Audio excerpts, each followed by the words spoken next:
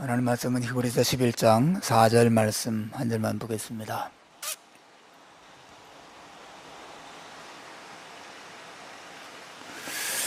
같이 한 목소리를 읽을까요? 시작. 믿음으로 아벨은 가인보다 더 나은 제사를 하나님께 드림으로 의로운 자라 하시는 증거를 얻었으니 하나님이 그 예물에 대하여 증언하심이라. 그가 죽었으나 그 믿음으로써 지금도 말하느니라. 아멘.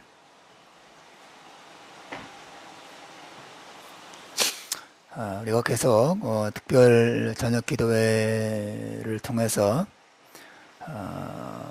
성경에 있는 가장 위대한 장이라고 말할 수 있는 히브리서 11장의 믿음에 대해서 살펴보고 있습니다. 제가 이렇게 이 본문을 묵상하고 또 설교를 준비하면서 마치 이 본문을 처음 보는 듯한 느낌을 많이 갖습니다. 하나님께서 나에게 주시는 말씀이 있구나.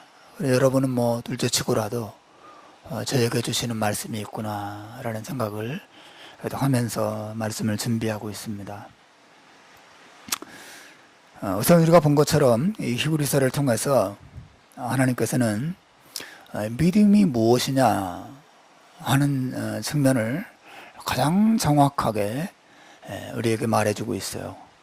그리고 따라서 믿음으로 산다는 것, 그럼 뭔가 하는 것도 함께 이야기해주고 있죠. 사실 우리 신자들의 삶 전부가 아닙니까? 믿음이란 무엇이며 그 믿음을 가지고 산다는 것은 무엇인가? 신자의 알파와 오메가, 신자의 시작과 끝이라고 할 수 있는 것이 이 주제 안에 사실은 다 들어있는 것이죠. 믿음이란 무엇이었습니까? 히브리서가 우리에게 믿음을 정의했죠. 믿음은 바라는 것들의 실상이요 그랬어요. 믿음이라고 하는 것은 풀어서 말하자면 간절히 사모하는 일이 실제 눈앞에 존재하는 것으로 볼 수 있는 어떤 힘이에요. 바라는 것들의 실상을 보게 하는 힘, 그것이 믿음이라고 성경은 정의하고 있어요. 불신자들은 멀리 있는 돈을 마치 자기 눈앞에 있는 것처럼 실상으로 여기면서 돈을 쫓아가죠. 예수 믿지 않는 사람들은 멀리 있는 성공을 마치 자기 손 안에 있는 것처럼 여기면서 그것을 실상으로 바라보면서 성공을 따라갑니다. 그러한 면에서 불신자들도 믿음으로 살고 있다고 말할 수 있겠죠.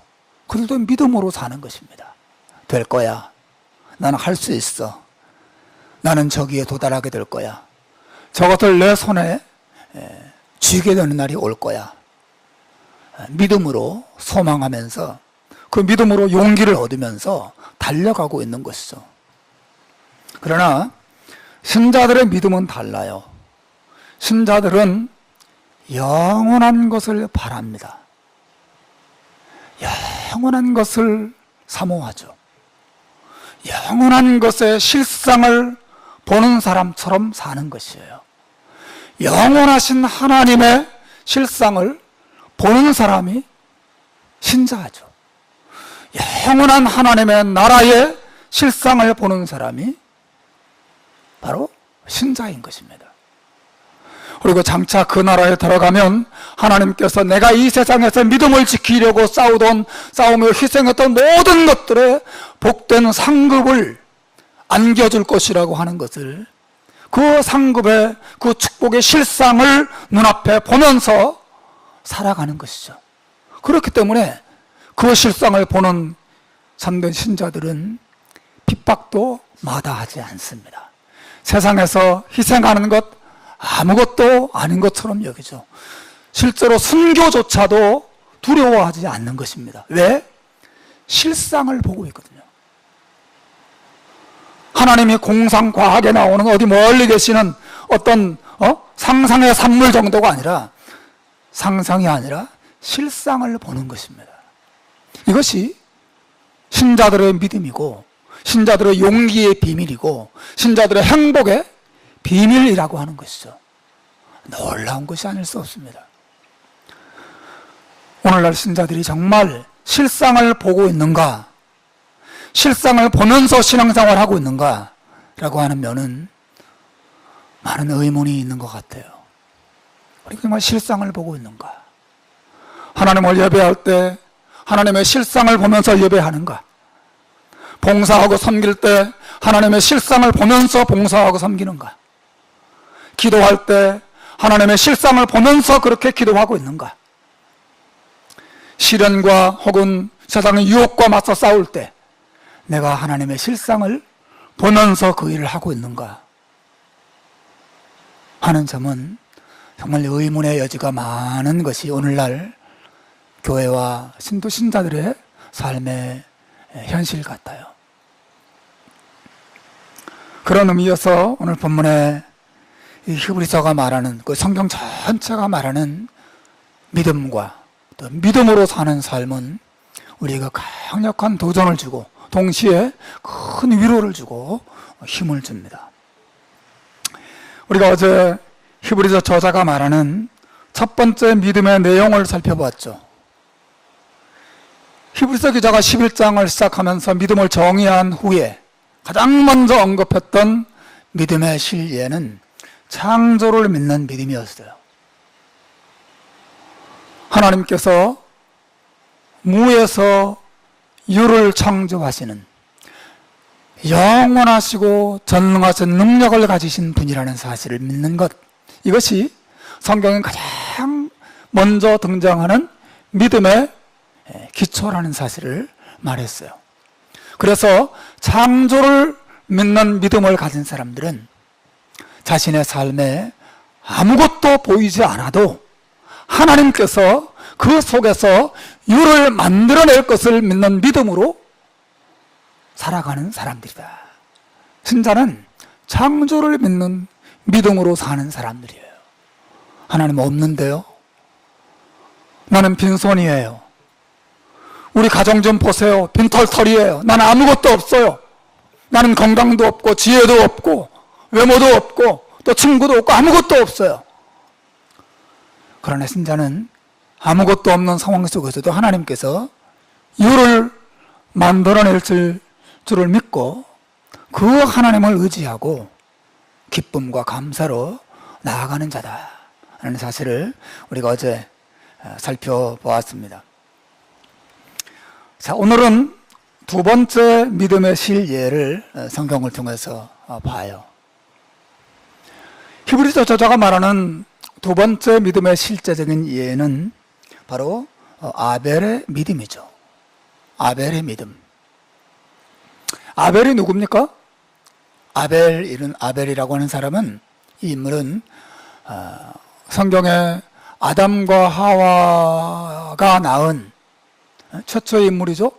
아담과 하와가 낳은 여러 명의 아들들 가운데 성경에 기록된 최초의 믿음의 아들이에요. 그러면 성경에 아담과 하와가, 가인과 아벨 두 사람의 아담과 하와가 낳은 아담과 하와가 낳은 가인 왜 이렇게 말이 더듬어지냐? 아담과 하와가 낳은 두 명의 아들 가인과 아벨의 이름만 등장하지만 사실은 더 많이 낳았죠. 성경이 단지 기록되어 있지 않을 뿐이에요. 더 많은 아들, 딸들을 생산해냈을 것입니다. 그런데 성경은 그 중에서 대표적으로 두 사람만 기록한 것이에요. 가인과 아벨 두 사람만 기록한 것이죠. 어쨌든 이 아벨은 아담과 하와가 낳은 성경에 기록된 최초의 믿음의 인물이에요. 아벨. 우리는 이 인물에 대해서, 이 인물에 대한 기록을 창세기에서 읽을 수 있죠. 우리는 창세기로부터 이 아벨이라고 하는 사람이 자신의 형 가인과 함께 하나님께 제사를 드렸다는 기록을 읽습니다. 그리고 하나님께서 가인의 제사는 받지 않으시고 아벨의 제사만 받으셨고, 그 사실에 분노한 형에 의해서 죽임을 당하는, 그래서 성경에 등장하는 최초의 순교 인물, 순교자로 이 아벨이 등장하고 있는 것이죠. 사랑하는 여러분, 히브리서 기자가 이 짤막한 히브리서 11장 4절 한 절 안에서 아벨의 믿음을 어떻게 소개하고 있는지 여러분 주목해 보시기 바랍니다. 아벨의 믿음이란 무엇인가?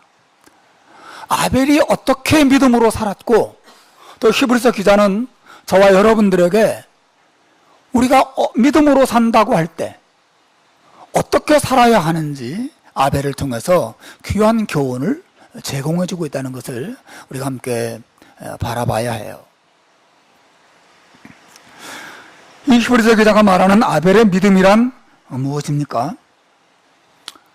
아벨의 믿음은 그 믿음의 참된 핵심이 무엇이어야 하는가를 잘 보여주는 믿음이었다라고 하는 거예요. 뭘 보여줘요? 믿음에 뭘 보여줬나고요? 믿음의 핵심, 코어가 무엇인지를 보여주는 그런 믿음이었다라고 하는 것이죠. 그리고 우리가 믿음을 가지고 믿음으로 산다고 하는 것은 이 아벨과 같은 믿음을 반드시 가지고 있어야만 한다는 뜻입니다. 아벨의 믿음. 본문을 가만히 보십시오. 히브리서 저자가 아벨에 대해서 말하기를 그는 형 가인보다 더 나은 제사를 하나님께 드렸다고 말하고 있어요. 믿음으로 아벨은 가인보다 더 나은 제사를 하나님께 드림으로 이렇게 됐어요. 우리는 가인이 대학을 나왔는지 안 나왔는지, 뭐 학교 성적은 어땠는지, 결혼은 했는지, 뭐 가인에 대해서 알 바가 없어요. 다만 성경은 가인에 대해서 한 가지를 집중적으로 말해요. 그는 자기의 형 가인보다 더 나은 제사를 드린 사람이었다 라고 하는 거죠.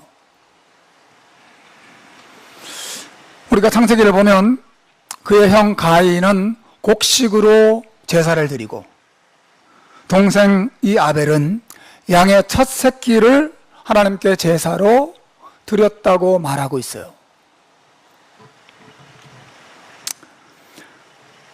여기서 오늘 본문이 아벨이 가인보다 더 나은 제사를 드렸다라고 할 때 가인과 아벨 사이의 제사의 차이가 제물의 종류의 차이였다고 말하고 있지 않습니다. 물론 그 종류의 차이도 의미가 있겠지만 더 핵심은 그것이 아니에요. 오늘 히브리서 기자가 가인과 아벨이 하나님께 바친 제사, 또 제물의 차이를 가리켜서 믿음의 차이라고 말하고 있어요. 믿음으로 아벨은, 역설적으로 말하면 이런 뜻이죠. 가인이 곡식으로 제물을 드렸다 하더라도 믿음으로 드렸다면 하나님의 그 곡식을 받으셨을 것입니다. 사실 가인은 농사 짓는 사람이었어요. 아벨은 양치는 사람이었습니다. 그래서 농사 짓는 사람으로서 자기가 거둔 곡식을 하나님께 바치는 것은 자연스러운 것이었단 말이죠. 실제로 여러분 레위기나 이런 구약의 성경을 보면 하나님 앞에 첫 곡식을 하나님께 바치라고 하는 명령도 많이 나와요. 꼭 양과 염소 또 소 뭐 이런 것들만 바치라고 말하고 있지는 않거든요. 얼마든지 곡식을 통해서도 만일 그 바침이 믿음으로 바치는 것이었다면 하나님 받으셨을 것입니다. 가인과 아벨의 차이는 제물의 종류의 차이가 아니고 믿음의 차이였다는 것을 여러분 생각하셔야 돼요. 아벨은 믿음으로 하나님께 가인보다 더 나은 제사를 바쳤다. 여러분, 아벨이 믿음으로 제사를 드렸다는 말이 무슨 뜻이죠? 우리는 히브리서 11장을 가만히 생각하면서 이 본문을 보셔야 돼요. 우리가 1절과 2절에서 보았던 것처럼 믿음이라고 하는 것은 바라는 것들의 실상이라 그랬어요. 아벨이 믿음으로 제사를 드렸다고 하는 것은 그가 제사를 드릴 때 무엇인가 바라는 것들의 실상을 보면서 제사를 드렸다는 뜻이에요.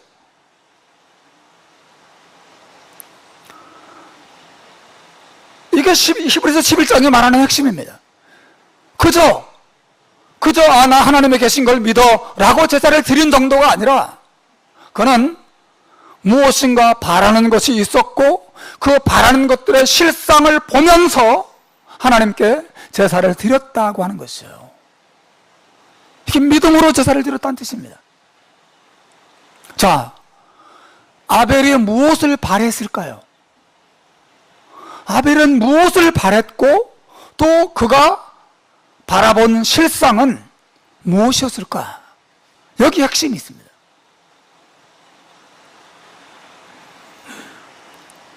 아벨이 바랬던 것은 한마디로 말하면 그는 하나님 앞에 의인이 되기를 바랬어요. 우리는 그 사실을 하나님께서 이 아벨의 제사를 받으시고 그를 의로운 자라 하시는 증거를 주셨다라고 하는 사실 속에서 확인할 수 있죠. 하나님께서 아벨의 제사를 받으시고 그에게 증거를 주셨어요. 증언하셨어요. 너는 내 앞에서 의로운 자라 라고 하는 선언을 해 주셨다는 거예요. 그 제사를 통하여 하나님으로부터 의로운 자라고 하는 선언을 아벨이 받을 수 있었다고 하는 것이 오늘 본문이 이야기하는 거예요. 그러므로 아벨이 하나님 앞에 믿음으로 제사를 드리면서 간절하게 바랬던 그 마음의 가장 깊은 소원, 그의 바램, 그의 희망, 그의 꿈, 그의 간절한 소원은 하나님 앞에 내가 의로워지기를 바란다 라고 하는 소원이었다. 그게 그의 바램이었어요. 여러분, 하나님 앞에 의인으로 선다고 하는 것이 무슨 뜻이죠? 로마서 5장 1절에서 사도 바울이 그 하나님 앞에 의인이 된다는 것이 무엇인지를 잘 설명했어요. 그러므로 우리가 믿음으로 의롭다함을 얻었은즉 우리 주 예수 그리스도로 말미암아 하나님으로 더불어 화평을 누리자. 믿음으로 의인이 된다고 하는 것은, 하나님 앞에 의롭다고 인정받는다고 하는 것은 하나님과 더불어 평화를 누리고 하나님과 더불어 친밀한 사랑의 교제를 누릴 수 있는 사람으로 인정받는 것을 의미하는 것이에요.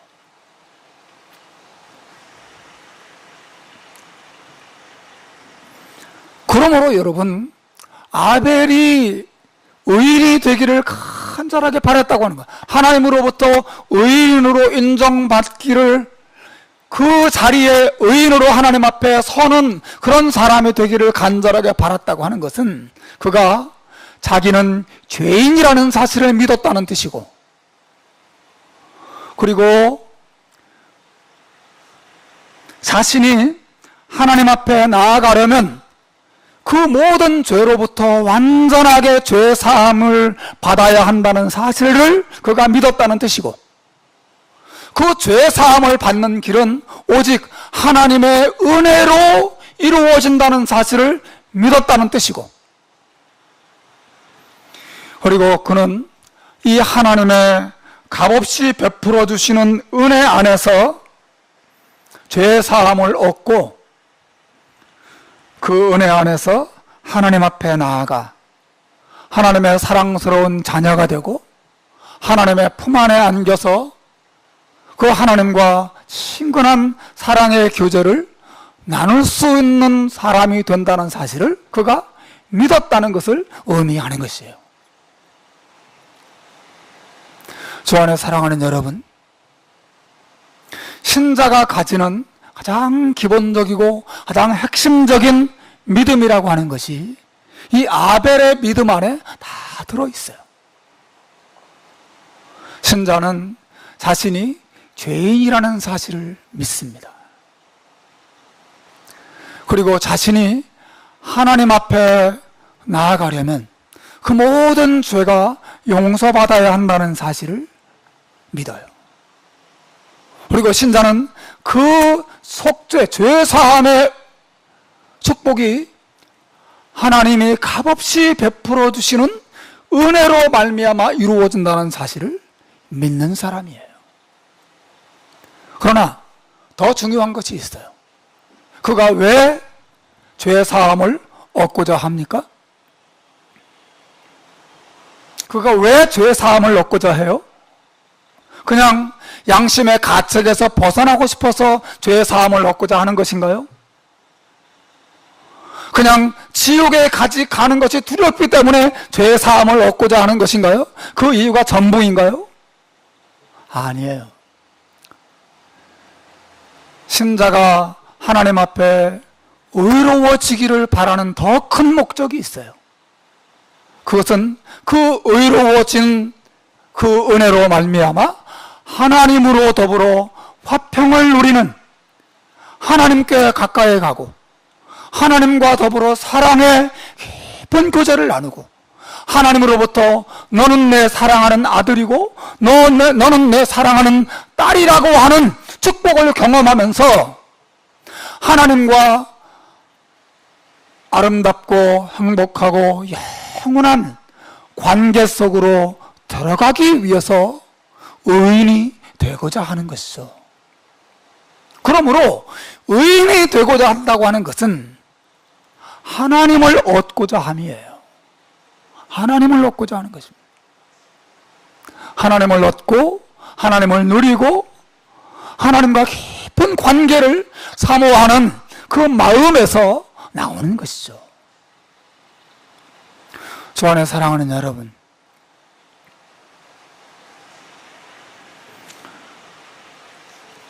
아벨이 믿음으로 제사를 드릴 때 그의 마음에는 하나님을 사모하는 마음이 있었어요.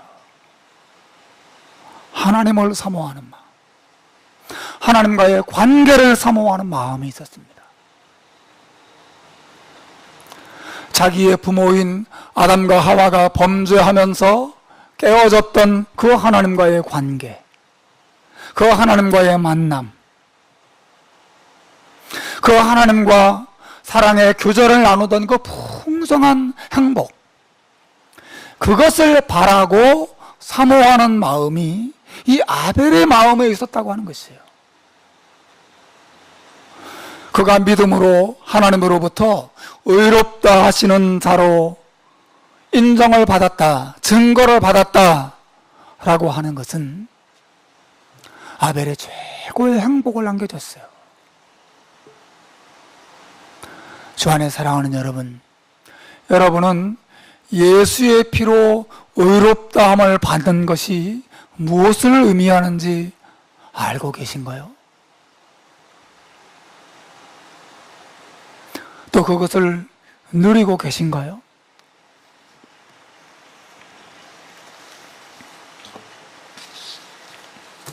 신자는 아벨과 같은 이러한 바램을 가진 자죠. 나는 죄인이지만 하나님께서 은혜로 나를 용서하셔서 이 하나님 앞으로 하나님과의 만남과 교제 가운데로 나를 인도해 주시기를 간절히 바라는 바람을 갖습니다. 그리고 그 모든 것들을 실상으로 보는 자예요. 예수 그리스도의 보혈로 예수님을 통하여 나타난 하나님의 영원하신 은혜로 내가 하나님 앞에 용서받고 인정받고 하나님께로 가까이 갈 수 있게 되었다는 사실을 바라보고 기뻐하고 즐거워하는 자들이 이 아벨과 같은 믿음을 가진 자라는 것입니다. 사랑하는 여러분, 여러분이 이러한 바람을 가진 자이고 그리고 이러한 바람이 예수님의 십자가 안에서 다 이루어졌다는 사실을 여러분이 믿는 자인 줄로 믿습니다. 하나님이 여러분을 예수 그리스도 안에서 용서해 주시고 하나님이 여러분을 바라보실 때 예수 그리스도 안에서 의로운 자로 바라보시고 인정해 준다는 사실을 여러분 믿으시기를 주님의 이름으로 축원해 드립니다. 믿어야 하는 이것이 아벨의 믿음이었어요. 나는 하나님 앞에 의로운 자라. 여러분 이것이 얼마나 놀라운 것인지 몰라요. 많은 사람들이 이 사실을 제가 보건대 이론적으로만 인정하는 것 같아요. 하나님이 자신을 예수 그리스도 안에서 얼마나 큰 사랑과 친밀함으로 자신을 영접해 주고 계시는지 많은 사람들이 잘 모르는 것 같아요. 제가 모릅니다 이렇게 말하지 않고 모르는 것 같다고 말했어요. 그런 느낌을 줘요. 하나님의 예수님 안에서 어떻게 나를 사랑하시고 정말 나를 죄가 하나도 없는 사람으로 정말 깨끗하고 흠이 없는 아들과 딸처럼 친근한 사랑으로 나를 받아주시는지 많은 신자들이 그 사실을 잘 모르는 것 같고 잘 기뻐하지 못하는 것 같고 그래서 기쁨과 즐거움을 가지고 하나님 앞에 담대하게 나아가지 못하는 것 같아요. 이 은혜를 여러분 예수님께서 세례를 받으시고 물에서 올라오실 때 하늘에서 하나님의 음성이 들렸죠. 뭐라고 했습니까? 하나님이 예수님을 보며 이렇게 말씀하셨어요. 너는 내 사랑하는 아들이요 내 기뻐하는 자라. 내가 너를 볼 때 너무 기쁘다. 그런 말씀하셨어요. 여러분 오늘날 이 세상에 예수님 말고 하나님으로부터 이런 인정과 이런 칭찬과 이런 행복의 말씀을 들을 자격을 가진 사람이 또 있을까요? 또 있을까요? 없을까요? 또 있을까요? 없을까요? 있습니다. 그게 누구예요? 예, 여러분인 것입니다. 저는 사실을 믿습니다. 저는 예수님의 보혈의 공로를 믿습니다. 저는 더러운 죄인이지만 예수님의 보혈이 저를 정말 예수님처럼 죄가 하나도 없는 순결한 하나님의 아들로 만들고도 남는 이 보혈의 공로의 은혜를 저는 믿습니다. 저는 제 자신을 의지하지 않습니다. 예수의 피가, 예수의 희생이, 예수의 보혈이 저를 너는 내 사랑하는 아들이요 내 기뻐하는 자라는 평가를 하나님으로부터 얻게 하기에 충분한 능력을 가지고 있다고 저는 믿습니다. 이것이 제가 기도할 때마다 놀라운 용기를 줘요. 놀라운 용기를 줍니다. 사단이 내 옆에서 나를 고발하고 내 마음을 낙심시키고 네가 그 주제에 무슨 하나님의 아들이요? 목사라고 말할 수 있느냐라는 말을 하더라도 제가 예수의 보혈, 영원하신 하나님의 아들이 십자가 위에서 죽으심으로 그 보혈로 어떻게 내 모든 죄를 단번에 또 영원토록 용서하셨는지를 믿게 될 때 놀라운 용기가 내 안에 생깁니다. 그래, 나는 죄인이지만 예수의 보혈 안에서 나는 하나님의 사랑하는 아들이요 기뻐하는 자가 되었다 라고 선언할 수 있는 담대한 믿음이 제 안에 생겨요. 사랑하는 여러분, 아벨이 가졌던 믿음이 바로 이 믿음인 것이에요. 아벨은 이것을 바랬어요. 그리고 그들 바라는 정도가 아니라 이것의 실상을 보았습니다. 하나님이 은혜로 나를 용서하시고 하나님의 은혜로 나를 하나님 앞에 의롭게 만드시고 나를 하나님 품에 안아주실 것이라고 하는 것을 실상으로 똑똑하게 보면서 기뻐하고 즐거워하고 그 믿음으로 하나님 앞에 제사를 드리는 것이죠. 예? 그러나 가인에게는 이런 믿음이 없었어요. 가인은 이런 믿음을 비웃었습니다. 그저 형식적인 예배, 형식적인 제사에 지나지 않았어요. 그의 눈앞에 죄와 하나님의 심판과 하나님의 은혜와 이 모든 것들은 실상이 아니라 상상의 산물에 지나지 않았어요. 그러나 아벨은 믿었습니다. 그 실상을 보았어요. 이 하나님의 은혜를 의지했습니다. 주 안에 사랑하는 여러분, 신자는 이 믿음을 가진 자이고 이 믿음을 더 굳게 붙잡아야 해요. 여러분, 주 안에서 담대하시기를 바랍니다. 하나님이 그리스도 안에서 여러분을 아들로 딸로 여기십니다. 내가 너를 기뻐한다고 말씀하세요. 여러분 자신 때문이 아니에요. 예수님 때문에 여러분을 기뻐하십니다. 여러분 정말 믿으시길 바랍니다. 이것은 우리의 삶에 너무 큰 영향을 주는 진리예요. 여러분, 예수님의 은혜 때문에 내가 하나님 앞에 받아들여지고 하나님으로부터 놀라운 기쁨과 은혜와 사랑의 대상이 되었다라고 하는 믿는 믿음을 가지면 어떻게 되는지 아세요? 자기만 하나님 앞에 기뻐하는 게 아니라 다른 사람에 대해서도 은혜를 베푸는 사람이 돼요. 정말 그렇습니다. 내가 하나님의 은혜로 용서받고 은혜로 내가 하나님의 자녀가 되고 은혜로 하나님과의 관계를 회복한 사람이라면 그 믿음을 가진 사람은 다른 사람들에게도 내게 아픔을 주고 나를 욕하고 나를 힘들게 하는 그런 사람이라 하더라도 그 사람을 긍휼히 여기고 그 사람에게 은혜를 베풀 줄 아는 사람이 되는 것이죠. 뿐만 아니라 다른 사람이 나를 사랑하지 않아서 다른 사람이 내게 사랑을 충분히 주지 않아서 사랑에 대한 욕구 불만이 있는 상태라 하더라도 하나님의 영원한 사랑을 생각하면서 그 모든 욕구 불만을 이겨내고 극복해냅니다. 괜찮아. 내게는 하나님의 아무 조건 없고 영원한 사랑이 있어. 그분이 나를 받아주셨어. 실제로 다윗이 그런 말을 했어요. 내 부모는 나를 버렸으나 하나님은 나를 영접하시리니.